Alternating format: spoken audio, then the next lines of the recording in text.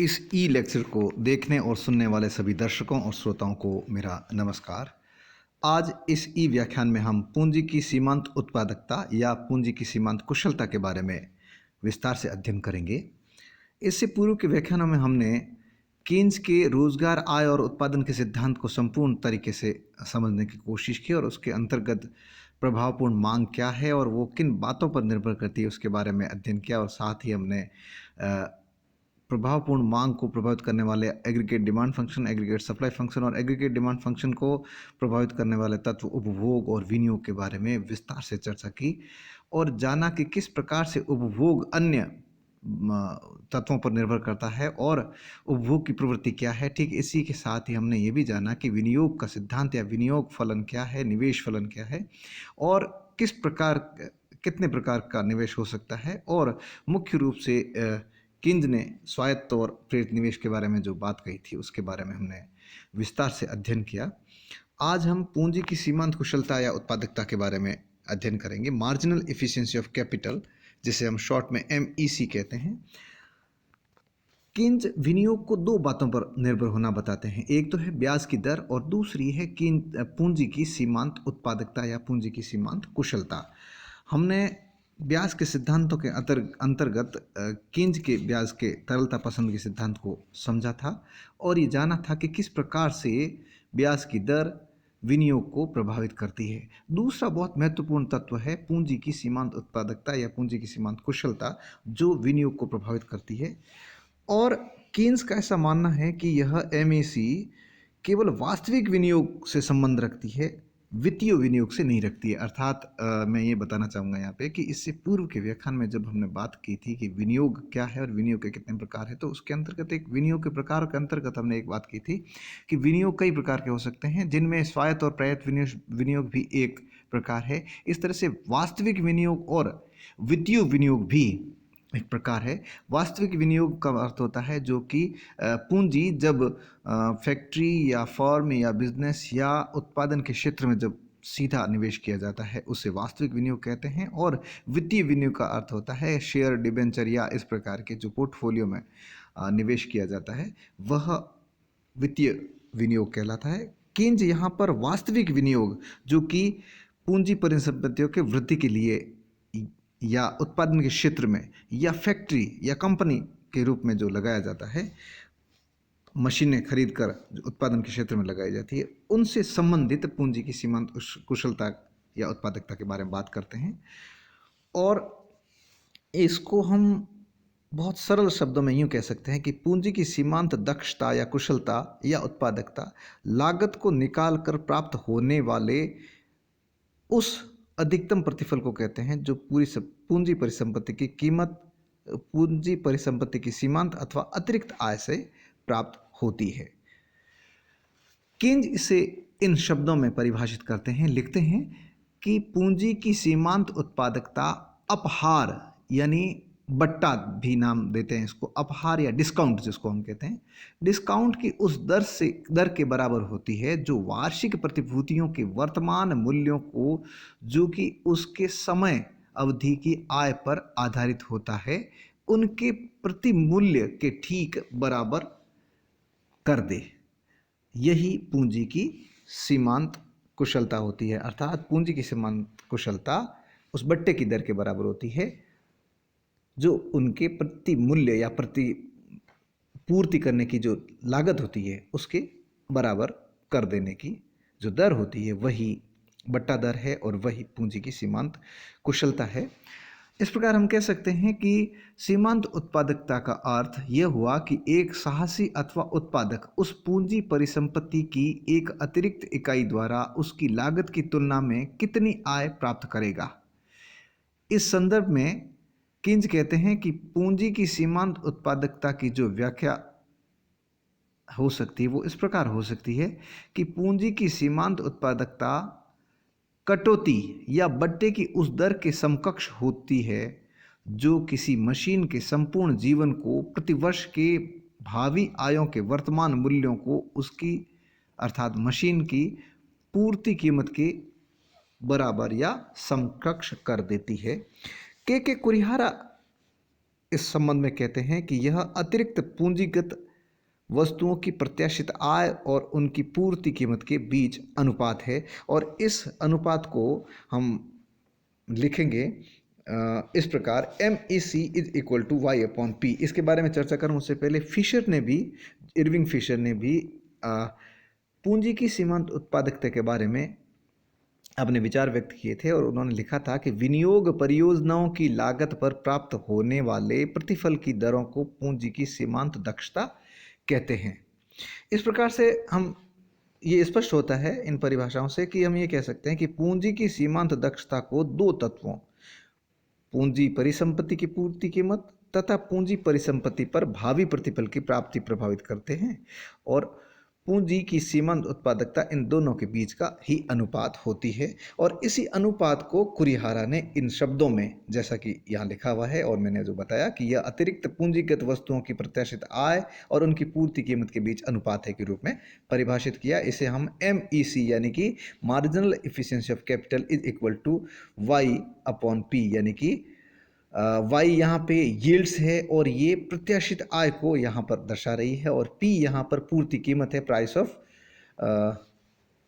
Capital, supply of capital, price for supply of capital कह सकते हैं हम पी को। और वाई मतलब जो एक्सपेक्टेड इनकम या एक्सपेक्टेड यील्ड्स, जो प्रत्याशित आय है, उसको डिनोट कर रहा है। तो इस तरह से MEC is equal to Y upon P, यानी पूंजी की सीमांत उत्पादकता बराबर मशीन या उस पूंजी की से प्राप्त होने वाली प्रत्याशित आय या भावी आय बटा उस मशीन या पूंजी परिसंपत्ति को पूर्ति करने के लिए जो कीमत आई है।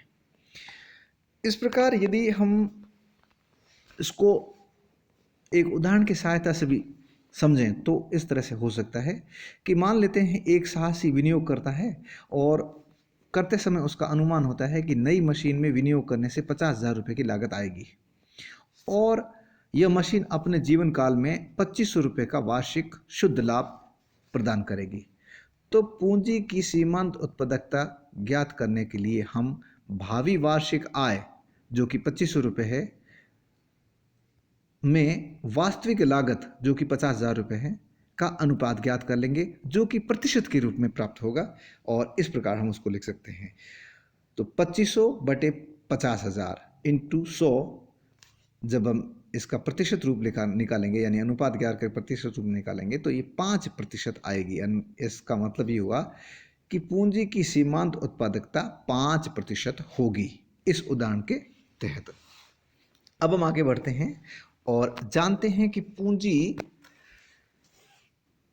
की पूर्ति कीमत को किस प्रकार परिभाषित किया जा सकता है और प्रत्याशित आय को किस प्रकार परिभाषित किया जा सकता है। यद्यपि हमने इससे पूर्व के जो व्याख्यानों में उसमें डिस्कस किया था, लेकिन फिर भी एक बार मैं आपको पूंजी की पूर्ति कीमत के बारे में फिर से बताना चाहूँगा। पूर्ति कीमत का अर्थ पूंजी परिसंपत्ति की लागत से है, जो वर्तमान पूंजी परिसंपत्ति की लागत न होकर नितांत नई परिसंपत्ति की लागत को व्यक्त करती है। इसे पुनर्स्थापन लागत भी कहा जा सकता है। इसका मतलब ये हुआ कि जो पहले से लगी जा रही है पूंजी उसकी बात नहीं कर रहा है, जो नई पूंजी लगाई जा रही है, नया निवेश किया जा रहा है, उस निवेश या उस पूंजी के बदले कितनी पूर्ति कीमत होगी, यही पूंजी की पूर्ति कीमत कहलाती है। और प्रत्याशित आय के बारे में हम यूँ समझ सकते हैं कि प्रत्याशित आय से अभिप्राय है कि नई पूंजी परिसंपत्ति अपने संपूर्ण जीवन काल में जो प्रतिफल दे सकती है वही उस पूंजी के लिए या उस नई पूंजी यानी जो नया निवेश किया है उस परिसंपत्ति का प्रतिफल से मिलने वाली प्रत्याशित आय कहलाएगी। यानी कि उसके पूरे जीवन काल में जो कुछ भी वो कमा कर देगी उससे जो आय प्राप्त होगी वही प्रत्याशित आय कहलाती है। इसको हम अन्य शब्दों में इस प्रकार कह सकते हैं कि पूंजी परिसंपत्ति की भावी प्राप्ति वह कुल शुद्ध प्राप्ति है जिसे वह अपने जीवन भर में प्रदान करेगी। यहाँ पर प्रत्याशित आय या भावी प्राप्तियों का अभिप्राय शुद्ध प्राप्तियों से है, न कि कुल प्राप्तियों से। शुद्ध प्राप्तियां ज्ञात करने के लिए कुल प्राप्तियों में से पूंजी परिसंपत्ति की वर्तमान लागतों को घटा दिया जाता है। इसके बाद जीवन काल की शुद्ध प्राप्तियों का योग किया जाता है। जो योग प्राप्त होता है यही प्रत्याशित नई पूंजी परिसंपत्ति की प्रत्याशित आय कहलाएगी। आगे बढ़ते हैं और देखते हैं कि किस प्रकार से पूंजी परिसंपत्ति की पूर्ति कीमत उसके प्रत्याशित आय के बराबर हो जाती है, जैसा कि किंज कहते हैं। किंज अपने शब्दों में, जो कि पहले भी हमने डिस्कस किया, उसको इस प्रकार भी कह सकते हैं और उसको हम इस सूत्र की सहायता से ज्ञात करने की कोशिश भी करेंगे। किंज कहते हैं कि पूंजी की सीमांत दक्षता बट्टे की उस दर के बराबर होती है जो किसी मशीन के संपूर्ण जीवन काल के वर्ष प्रतिवर्ष के प्रत्याशित प्रतिफलों के वर्तमान मूल्यों को उसकी पूर्ति कीमत के बराबर कर देती है।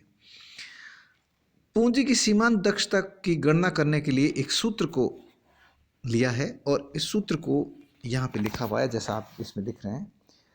एक सूत्र आपने पहले देखा था जो कि MEC को डिनोट करता है, और MEC ज्ञात करने का जो सूत्र था वो ये था, MEC is equal to Y/P, यानी कि पूंजी की सीमांत उत्पादकता बराबर प्रत्याशित आय बटा पूंजी परिसंपत्ति की लागत या कीमत। यदि उसका उदाहरण भी हमने लिया था, यदि एक नई मशीन लगा रहे हैं या जो कुछ भी पूंजी लगी है उसमें वृद्धि कर रहे हैं और 50,000 की वृद्धि कर रहे हैं, या पूंजी परिसंपत्ति हम 50,000 जिसकी लागत 50,000 रुपये है वो लगा रहे हैं, और उससे उसके जीवन काल में संपूर्ण आय प्राप्त होने की जो आशा है, प्रत्याशा है, वह है 2500 रुपये। तो उसका MEC ज्ञात करेंगे तो वो प्रतिशत के रूप में होगी, तो MEC हो जाएगी 2500 बटे 50,000 इंटू 100, क्योंकि प्रतिशत रूप है इसलिए ये जो पूंजी की सीमांत कुशलता या बट्टे की दर जो प्राप्त होगी वो 5% होगी। लेकिन अब हम जो बात कर रहे हैं वो ये कह रहे हैं कि पूंजी की सीमांत उत्पादकता और प्रत्याशित आय दोनों लॉन्ग रन में बराबर हो जाते हैं और ये संतुलन की स्थिति होती है, ऐसा किंज कहते हैं। और वो किस तरह से ज्ञात किया जाता है उसके लिए ये सूत्र है, CR is equal to Q1/1 plus R whole का power 1 plus Q2 1 plus R का divided by 1 plus R square plus Q3/1 plus R cube plus dash dash जहाँ तक है tends to Qn/1 plus R tends to power n, यानी जितने भी है उतना। यदि 2 वर्ष की पूंजी परिसंपत्ति जो नई लगाई जा रही है उसकी यदि 2 वर्ष की काल अवधि है, जीवन काल है, तो 2 वर्ष के लिए 2 वर्ष तक इसको विस्तारित किया जाएगा, अर्थात Q1 और Q2। तो यदि 3 वर्ष की उसकी उम्र है तो 3 वर्ष तक होगा, 4 वर्ष है तो 4 वर्ष तक लिखा जाएगा। अब हम उदाहरण ले रहे हैं और उसको हम समझेंगे। उससे पहले मैं बताना चाहूँगा CR क्या है। CR यहाँ पर है पूंजी परिसंपत्ति की पूर्ति कीमत, अर्थात जो पूंजी परिसंपत्ति पहले से है उसमें जो वृद्धि की जा रही है पूंजी परिसंपत्ति में, या जो मशीन लगाई जा रही है उसकी पूर्ति कीमत कितनी है। और Q1 और Q2 Q3 जो भी देर लिखा है ये है पूंजी परिसंपत्ति को प्राप्त होने वाली वार्षिक प्राप्तियां। यानी कि हम बात कर रहे थे कि एक मशीन या पूंजी लगाई जाती है तो उस पूंजी के संपूर्ण जीवन काल में उससे होने वाली आय कितनी है, प्रत्याशित आय कितनी है, वह Q1 Q2 Q3 Q4 जितने भी हैं, जितने वर्षों हैं, उन सब की जोड़ कहलाती है। यहाँ पे हम प्रत्येक वर्ष में जो आय प्राप्त हो रही है उसको अलग अलग डिनोट कर रहे हैं, इसलिए Q1 पहले वर्ष की आय, Q2 दूसरे वर्ष की आय, Q3 तीसरे वर्ष की आय, और जितने वर्ष तक की वो उसका जीवन काल है उतने वर्षों तक वो जो भी आय प्रदान करेगी उस वहाँ तक हम इसको लिखेंगे Q1 Q2 Q3 Q4। यदि 2 वर्ष है तो Q1 और Q2, 3 वर्ष की उसकी जीवन काल है उस पूंजी परिसंपत्ति या फिर मशीन की, तो Q1 Q2 और Q3 होगी। और 4 ईयर्स है तो Q1 Q2 Q3 Q4 होगा।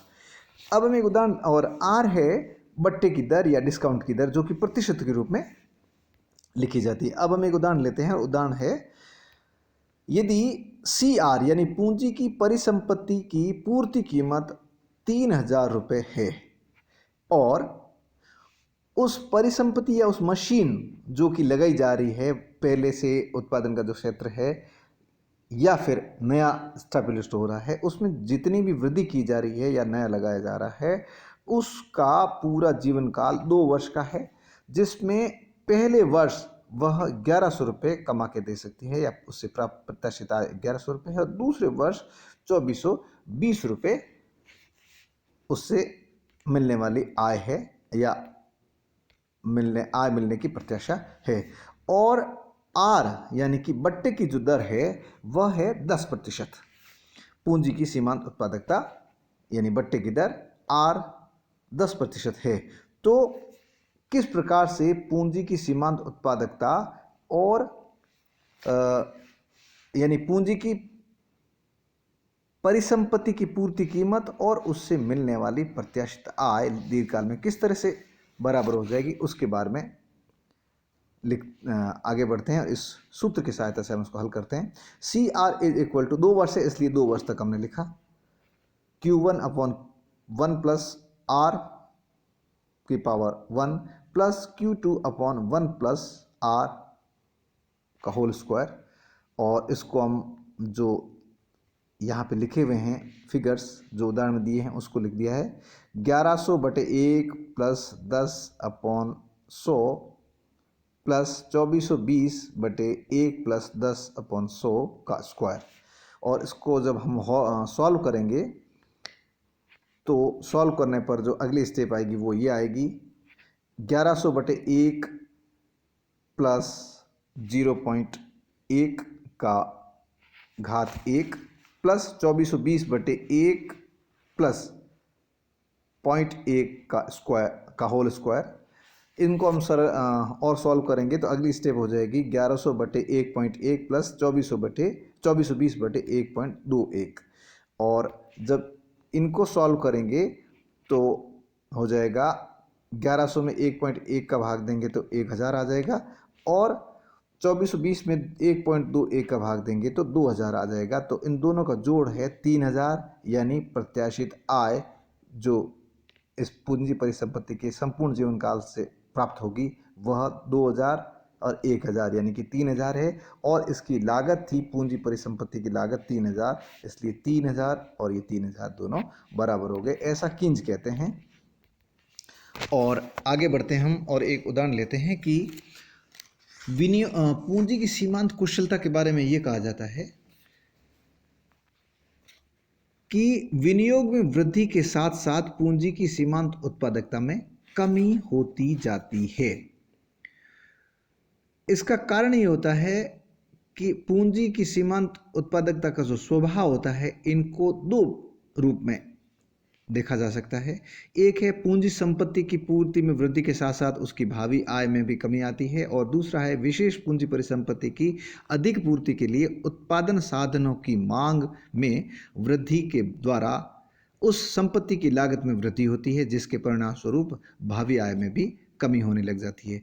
इन दो तथ्यों के कारण ही विनियोग में वृद्धि के साथ साथ पूंजी की सीमांत उत्पादकता में कमी होती है। यही कारण है कि सीमांत उत्पादकता का वक्र बाएं ऊपर से दाएं नीचे की ओर गिरता हुआ होता है।